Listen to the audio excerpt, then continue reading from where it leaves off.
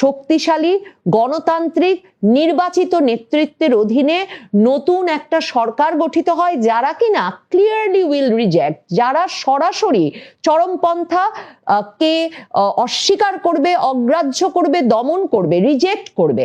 এবং প্রত্যাখ্যান করবে। এবং তিনি বলছেন যে যারা কিনা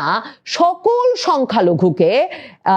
ফুল অ্যান্ড ইকুয়াল সিটিজেনশিপ, সমমর্যাদার নাগরিকত্ব দেওয়ার বিষয়ে প্রতিশ্রুতিবদ্ধ থাকবে আইন অনুযায়ী, সেই রকম একটা সরকারই শুধুমাত্র বাংলাদেশকে এই যে ভয়াবহ ধর্মীয় উগ্রবাদের দিকে বাংলাদেশ চলে যাচ্ছে তা থেকে ফিরিয়ে এনে সকল সহিংসতার অবসান দেশটাতে ঘটাতে পারে। বাংলাদেশে যখন নির্বাচনের বাকি আর 1 মাসের মাত্র বেশি কিছু সময়, আর যখন বাংলাদেশে ভারত বিরোধী রাজনীতি ওসমান হাদির মৃত্যুর পর থেকে আবারও তুঙ্গে উঠেছে এবং দুদেশের সম্পর্কটা এমনই জটিল হয়ে পড়েছে যে সে সম্পর্কের ছাপ গিয়ে পড়ছে এমনকি ক্রিকেট মাঠে। অন্যদিকে এস জয়শঙ্কর, ভারতের পররাষ্ট্রমন্ত্রী, তিনি গিয়ে তারেক রহমানের সঙ্গে বৈঠক করে এসেছেন খালেদা জিয়ার মৃত্যুতে শোক জানাতে এবং খালেদা জিয়ার মৃত্যুর শোককে কেন্দ্র করে ভারতের প্রধানমন্ত্রী থেকে ভারত সরকার যে ধরনের প্রতিক্রিয়া জানিয়েছেন তাতে এটা পরিষ্কার যে তারা একদিকে যেমন ধারণাই করা যেতে পারে তারেক রহমানের দেশে ফেরার পেছনে একটা প্রধান সমর্থক শক্তি হিসেবে কাজ করেছেন, তেমনি তারা আগামী নির্বাচনে বিএনপি সরকার এলে সে সরকারের সঙ্গে একটা সক্রিয় সম্পর্ক গড়ে তুলে আবারও ভারত বাংলাদেশ সম্পর্ক চাঙ্গা করার দিকে মুখিয়ে আছে। কাজেই এ অবস্থায় শেখ হাসিনা যে নতুন সাক্ষাৎকারটি দিয়েছেন সেটা কৌতূহলোদ্দীপক হয়ে ওঠে সেদিক থেকে যে এ অবস্থায় শেখ হাসিনা ভারত প্রসঙ্গে কি বলেন, ভারতের সঙ্গে বিএনপির রাজনীতির যে নতুন মৈত্রী সেটাতেই কি প্রতিক্রিয়া দেখান। শেখ হাসিনা এই সাক্ষাৎকারে সরাসরি তারেক রহমানের প্রত্যাবর্তন, তারেক রহমানের সঙ্গে এস জয়শঙ্করের বৈঠক কিংবা বিএনপির সঙ্গে তার ভারত সরকার একটা মৈত্রীর সূত্র খুঁজে পেতে চাইছে কিনা সে বিষয়ে সরাসরি কোনো মন্তব্য না করলেও তিনি স্পষ্টতই এটার দিকে গুরুত্বারোপ করেছেন যে ইন্ডিয়ার ভারতের এই পুরো অঞ্চলের একটা গুরুত্বপূর্ণ আঞ্চলিক অংশীদার হিসেবে এবং বাংলাদেশের লং স্ট্যান্ডিং পার্টনার, দীর্ঘমেয়াদী বিশ্বস্ত বন্ধু হিসেবে ভারতের গুরুত্বপূর্ণ ভূমিকা আছে বাংলাদেশে গণতন্ত্র ফিরিয়ে আনার ক্ষেত্রে, বাংলাদেশে সংখ্যালঘুদের সুরক্ষার ক্ষেত্রে এবং বাংলাদেশে একটা স্থিতিশীল পরিবেশ আনার ক্ষেত্রে। শেখ হাসিনার CNN নিউজ 18কে দেওয়া এই সাক্ষাৎকারটা পড়লে স্পষ্টত বোঝা যায় যে তিনি বিশেষভাবে উদ্বিগ্ন, আওয়ামী লীগ বিশেষভাবে উদ্বিগ্ন বাংলাদেশে এক রকমের ইসলামী চরমপন্থার বিকাশ এবং যেটাকে তিনি মব মেন্টালিটি বলছেন, মব মানসিকতার একটা স্ফুরণের ফলে। শেখ হাসিনা বলছেন যে বাংলাদেশে একটা মানে ডেঞ্জারাস মিক্স অফ একটা বিপজ্জনক চরমপন্থা আর মব মানসিকতার মিশ্রণের স্ফুরণ ঘটেছে এবং তিনি সরাসরি ইউনূস সরকারকে, বাংলাদেশ যে অন্তর্বর্তীকালীন ব্যবস্থায় চলছে সেই ইউনূস সরকারকে তিনি সরাসরি দায়ী করেছেন এই চরমপন্থার বিকাশের জন্য, এই মব চলতে দেওয়ার জন্য এবং তিনি সুনির্দিষ্টভাবে তাদেরকেই দায়ী করেছেন বাংলাদেশের হিন্দুদের ওপর যে লাগাতার হামলা চলছে সেসব ঘটনার জন্যও। এই প্রশ্নটা আসলে সুনির্দিষ্টভাবে ভারতীয় সংবাদ মাধ্যম CNN নিউজ 18 জিজ্ঞেস করেছিল যে বাংলাদেশে যে ক্রমাগতভাবে হিন্দুদের উপর হামলা হচ্ছে, দীপু দাসের উপর, দীপু দাসকে যে নৃশংসভাবে খুন করা হলো, এর পেছনে কি ধরনের মানসিকতা কাজ করছে এবং কিভাবে এ ধরনের হামলা বন্ধ হতে পারে। শেখ হাসিনা তখন কিন্তু মনে করিয়েছেন যে এই ইউনূস ক্ষমতা নেওয়ার পর থেকে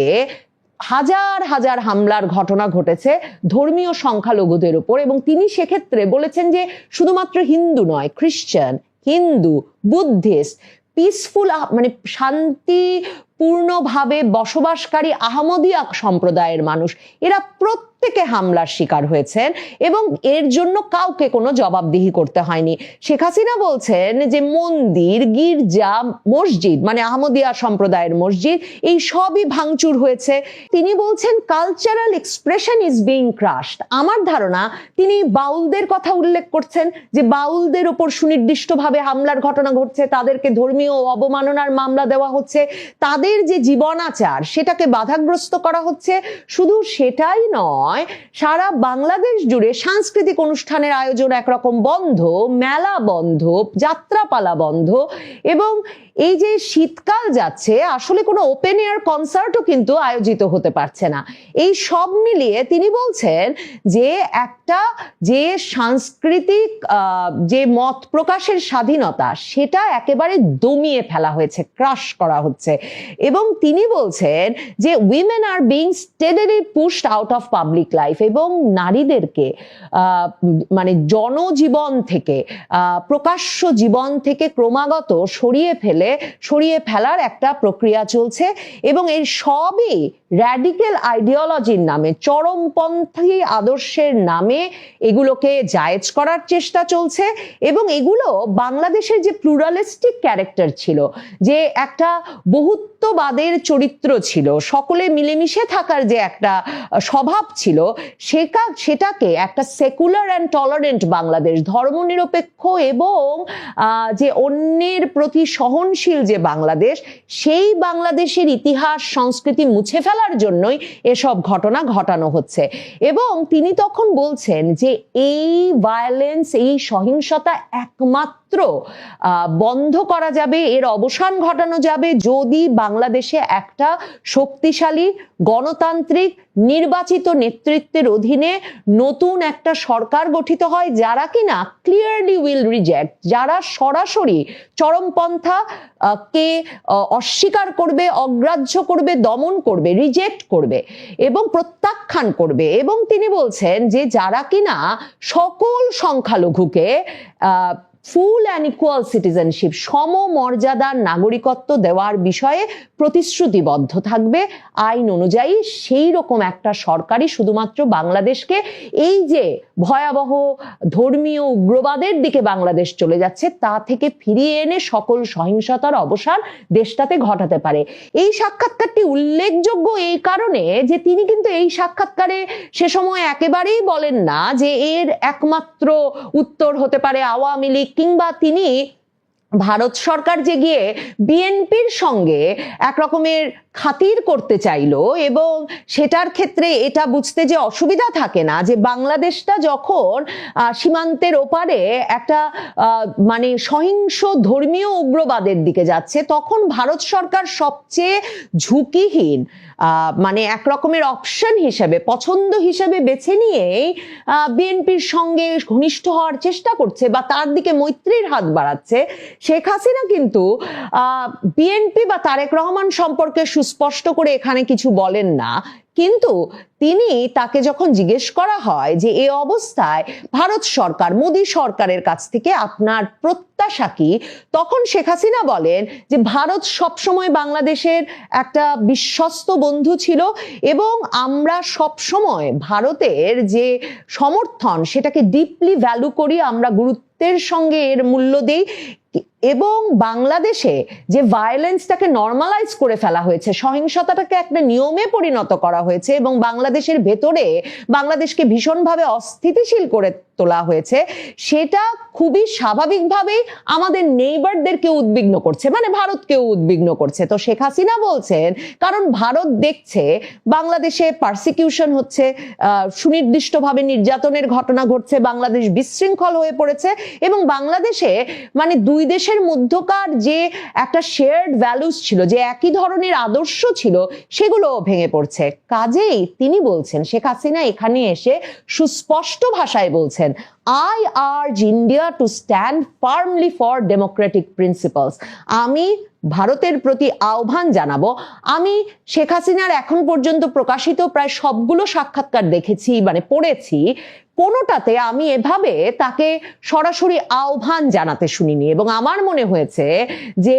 ওসমান হাদির মৃত্যু পরবর্তী ঘটনা প্রবাহ, নির্বাচন খুব সামনে, ভারত বিএনপির সম্পর্ক,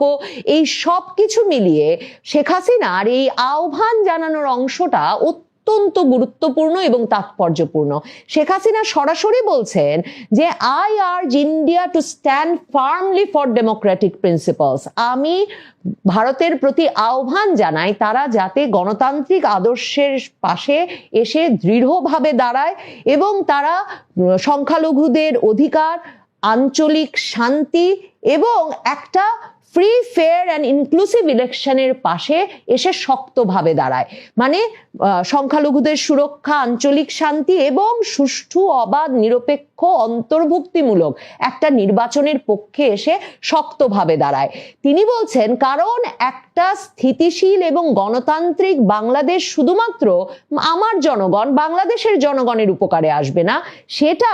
পুরোপুরিভাবে ভারত এবং পুরো দক্ষিণ এশিয়ার স্বার্থের জন্যই জরুরি। তার মানে শেখ হাসিনা মনে করাতে চাইছেন যে তারেক রহমান 25 তারিখ ফেরবার পরেও কিন্তু ভারতের পররাষ্ট্র মন্ত্রণালয়ের মুখপাত্র রণধীর জয়সওয়াল যখন ভারতের সাংবাদিকদের সঙ্গে সাক্ষাৎ করলেন নিয়মিত ব্রিফিংয়ে, এবং ভারতের সংবাদ মাধ্যম জিজ্ঞেসই করলো যে আপনাদের সমর্থনেই তারেক ফিরেছেন বাংলাদেশে, তো এখন কি আওয়ামী লীগ ছাড়া নির্বাচন হয়ে গেলেও আপনারা গ্রহণ করবেন, আপনাদের কাছে মনে হবে এটা একটা গ্রহণযোগ্য নির্বাচন হয়েছে? তখন সুস্পষ্টভাবে কিন্তু ভারতের পররাষ্ট্র মন্ত্রণালয়ের পক্ষ থেকে রণধীর জয়সওয়াল বলেছিলেন যে তারেক রহমানের দেশে আগমনটাকেও একটা অন্তর্ভুক্তিমূলক নির্বাচনের মানে লেন্সেই বিবেচনা করা উচিত, একটা অন্তর্ভুক্তি মূলক নির্বাচনের কথা মাথায় রেখেই বিবেচনা করা উচিত। তার মানে তারেকের ফেরাটাও সেটারই একটা অংশ।